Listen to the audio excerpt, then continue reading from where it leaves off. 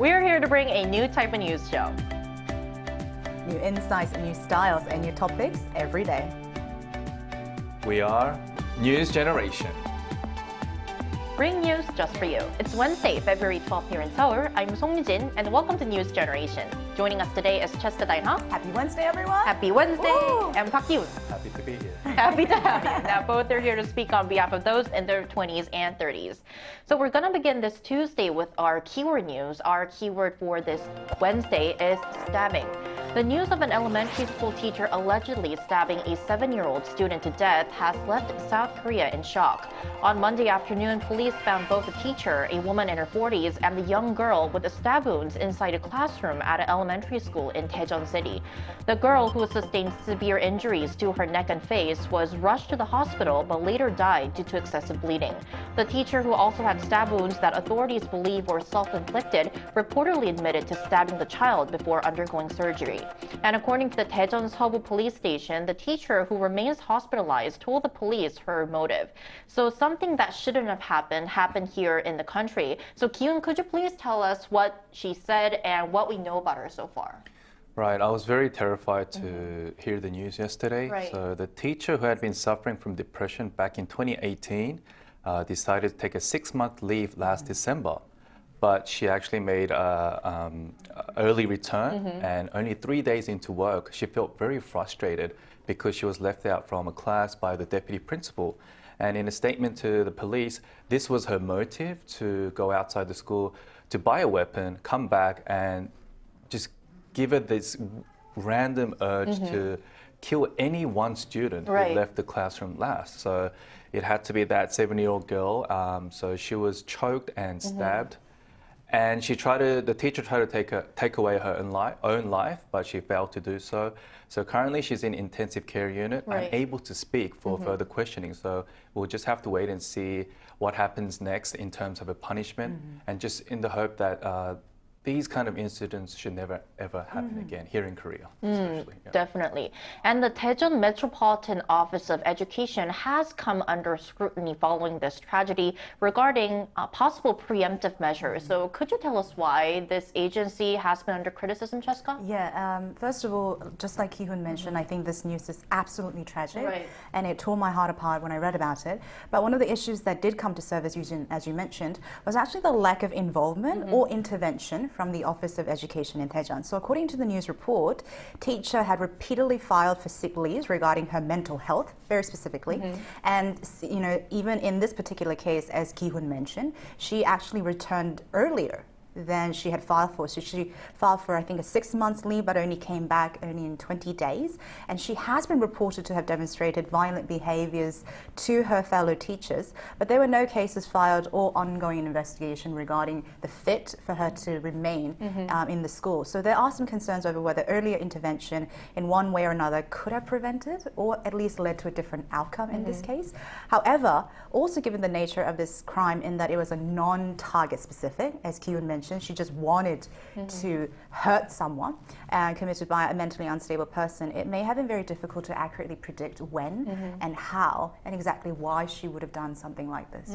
Right, this is indeed a very horrific and devastating incident. Our hearts are with the family members of the victim. And on Tuesday, the Daejeon Police Agency announced that an arrest warrant and a search and seizure warrant had been issued for the teacher. And authorities will take her into custody as she recovers from surgery. And that was our keyword news for this Wednesday. So we're now going to move on to our main discussion of the day. Wednesday means it's time to explore the latest lifestyle trends among the younger generation. Take a look at the screen to find out more. Here's a question for you. Who does the household chores in your home, from laundry, cooking, and cleaning to yard work and car maintenance? In the past, the focus was on sharing responsibilities within the household. But today, a growing number of young people are outsourcing these tasks to professional services instead of doing them themselves. What's driving this shift? So today we're going to talk about house chores that kind of feel like they're never ending. So starting off, I would like to ask our panelists, are you responsible for a lot of housework yourself? Yeah, I'm just going to channel the energy a little bit and say yes, but I think that just sums up everything. Yeah, that pretty much sums up everything. Every crumb, every hair shed, every dust in my home is my responsibility. And I've been living alone for quite some time. So even in college in the States, I had to manage my own dormitory. So I have learned and acquired skills to run my own household.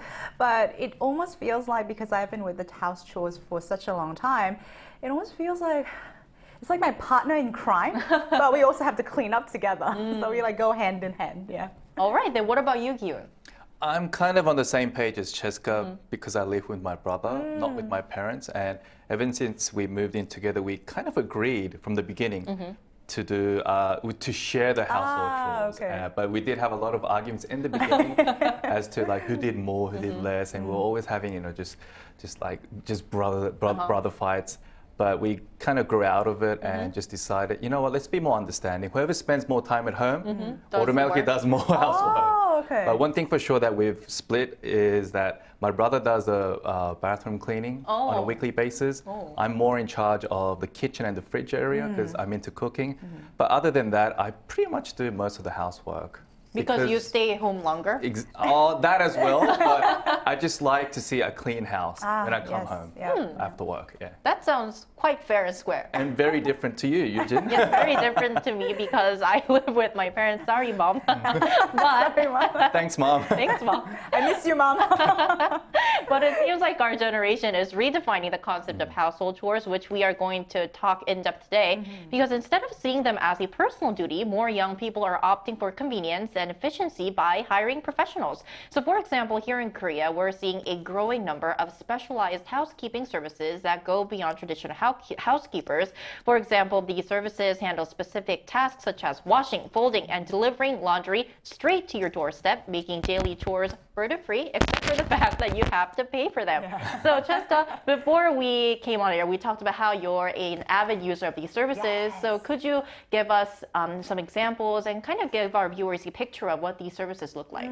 They are most certainly burden-free, but they're not financial cost-free. Yes, and in fact, I am the perfect MZer for today's topic, as I am the very consumer and the active user of these kind of services. Right. I use the traditional like housekeeping and cleaning services, but beyond the actual cleaner visit services, there are products that are becoming, quote, smarter and much more helpful. So there are robot vacuum cleaners, washing machines that sort of run on its own and dry on its own, dishwashers that can be programmed to perform certain tasks automatically. And nowadays, I was very shocked, but they even have like mop or sweepers that empty themselves. Really? How smart? They're smarter than me, I think. And the common thing in all these smart gadgets is that it is requiring less and less human labor involvement. And even for repairs and after service of these gadgets, they have a so-called like a subscription repair plan. So within those time, you can get it repaired during the plan years as much as needed. So it's becoming a lot of automatic and becoming less and less human involvement and becoming very, very smart and user-friendly for a lot of people like ourselves, yeah. I am quite tempted to use this service though. Maybe I shall try it in the near future. But Kyun, I also want to ask you, how big of a trend has this become? Could you please tell us more? Right, so as the number of single-person households are increasing rapidly among the MZ generation, more people are outsourcing household chores like cleaning and laundry and so on. In fact, domestic cleaning service companies have experienced unprecedented growth over recent years. And one cleaning platform in Korea reported a 15% monthly increase in users, and 40% of them were from the MZ generation, and they saw an overall of 15% increase compared to the previous year. So as a result, we're seeing various different services emerge. For example, there's a service that came out recently where they handle the disposal of delivery food containers, plastic containers, because a lot of people who live by themselves tend to order in food instead of cooking at home. And this leaves them with a lot of plastic containers and packaging. And if you don't throw them out right away, it just tends to pile up very quickly. And which becomes a big headache. Becomes a huge headache. You're like, oh, I can't do this. So what they do is they use these services at an affordable price, and they will just wash all the containers and clean it out for you. Wow, very is it like a collecting service? Yes, they collect a fee and they clean a fee. Because in Korea, you have to clean Yes, all the right, right, to disposals, and recycle. you have to Yeah. recycle it accordingly. So it could become a bit of a work. Very fascinating. Now, in short, a major difference between now and the past is that before for most families, household chores were strictly managed within the home by those living together. So, for example, if you were living by yourself, that means you were in charge of it all. But today, paying for these services that our panelists mentioned has become an acceptable, even preferred option. So, I want to ask you, what do you think has led to this change in mindset? Our generation really value convenience and efficiency, and I think this has really led on to our use of these cleaning services as they're considered to have high time cost effectiveness. So many people are not really accustomed to cleaning at home compared to our parents' generation. So they find it more worthwhile to actually pay for these services, outsourcing these kind of cleaning services, so that they can save time to study, work, or just enjoy their hobbies in general. And in fact, among single-person households living in small studio apartments, the demand for cleaning services have surged because a 2-hour cleaning service typically will cost you around 40,000 Korean won, and they perceive it as a very more convenient and efficient way of actually getting the housework done instead of doing them themselves, because they find it very difficult. It takes a lot of time and effort. So they'll rather actually pay for these services than do it on their own. So they're thinking that this is an okay deal, a not bad deal. Definitely, yeah. Then I want to ask you the same question, Cheska, because you are using these services. Can you relate to these reasons? I actually can, and I would like to give a little bit more reasons perhaps behind why some people might use it, including my own. I told you earlier that I'm the perfect MZer that represents this trend, and I have been actively using house cleaning service for almost a year now, and I use it about once every month or two. So between those times, I do clean it myself. But last year, every week before going on like international trips, I would pre-book these cleaning services so that I can get it cleaned. And I would use it during particularly busy seasons so that I can focus entirely on my work or things that I need to take care of. And that's nice. It is really nice. And as Kyun mentioned, the time cost benefit analysis plays a really huge part in these decision process, because our generation sees value in time slightly, I would say, differently, or place weight differently than the previous generation. Because in our generation, I feel like we're always competing or trying to chase time because everybody's moving so quickly. So having to do a house chore when you have so much work to do, or when you don't have enough time to fully take care of yourself, you really want to prioritize a little differently. And I think that's when the money versus time sort of come into play. And I also want to add something really interesting that some of our viewers might agree with. Before using these house chore services, I didn't see much value in the skill of cleaning. But after paying for these services and seeing these people come and, literally run my house down, it elevated the value. They become more visible, right? Exactly. They become visible, and this skill became a commodity that can be traded in the market for a certain price. So it actually elevated the value of house chores for me, that traditionally would be something that you just have to do and everyone has to do. Couldn't agree with you more. So from cleaning to doing the laundry and just dishwashing or everything, these services are providing making household labor more efficient and convenient for the users. Now, to find out more, we also asked our viewers which household tasks they would be most willing to outsource. Let's check out some of their responses. So we conducted a poll through our Arirang YouTube channel. The question was, which household chore would you pay to avoid? Among the 313 votes, 64% chose cleaning, followed by laundry, 19%, and 17% dishwashing. We're going to take a look at some comments now. Our first comment for this Wednesday, Park Dae on 85, cleaning, because then you can have your house as clean as you like, and it is very important to have a pleasant place to rest. Jack Spar Pine 3217 says cooking. Roddy Russell Jr. 93, I remember moving to a new apartment with a dishwasher and being so happy that my mother said, no, you still have to wash them. Oh, the disappointment. Oh, the disappointment. Thank you for sharing our opinions. And up next, we're going to talk to an expert on why young people are shifting towards using these services more in depth. We'll be back after this short break.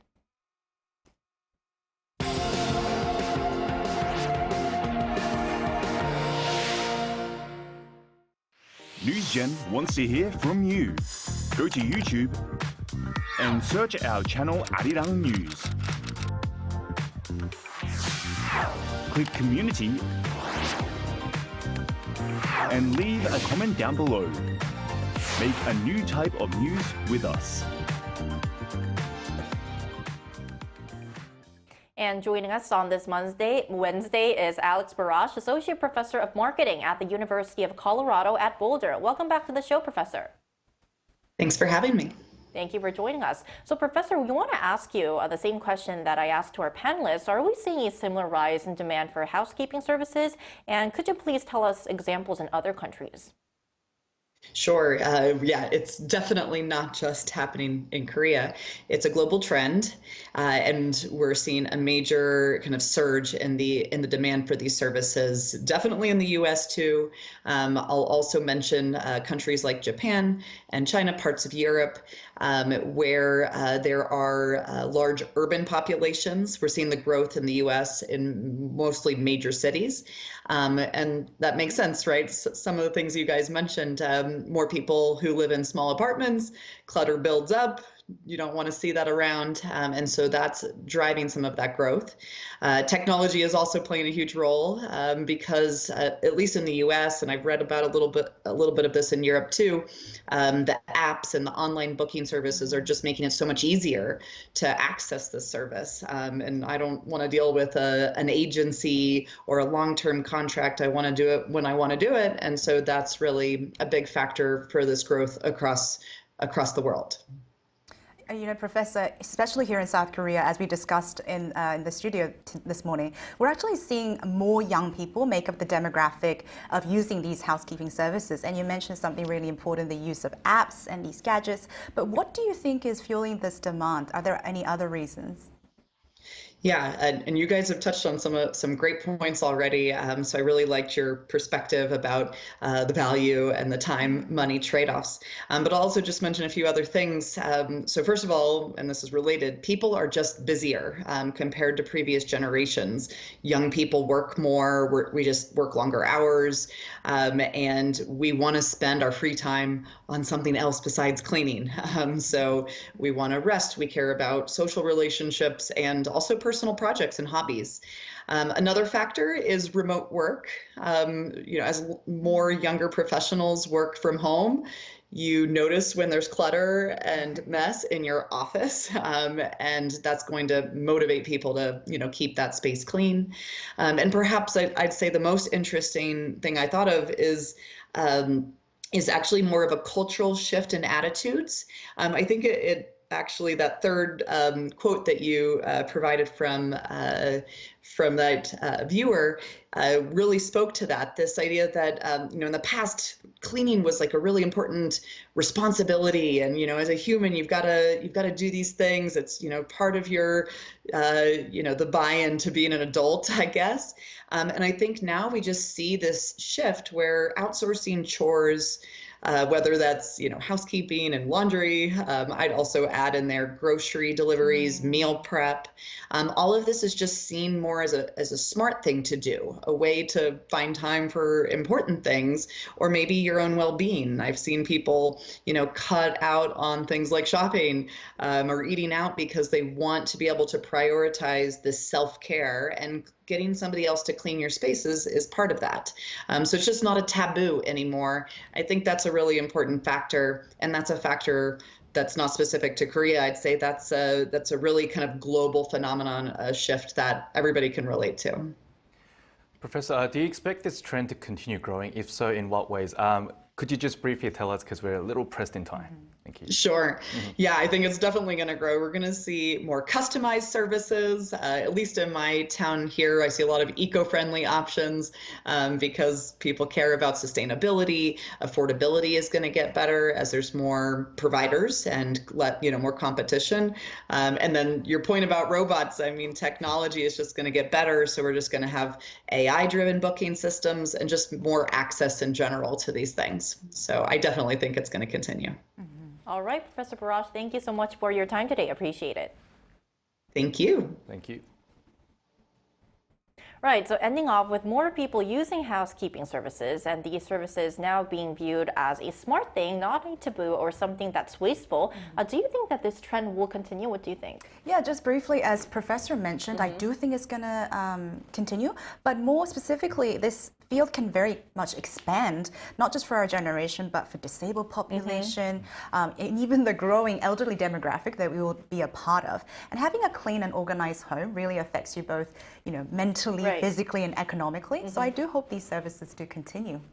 And where do you see the future of household labor heading to? I agree with the professor and of course Cheska, but I personally like cleaning myself, and it really helps me to just relieve stress, reorganize my thoughts, and just being in a very clean environment where I can actually physically be able to clean my house just makes me feel a bit more alive at home.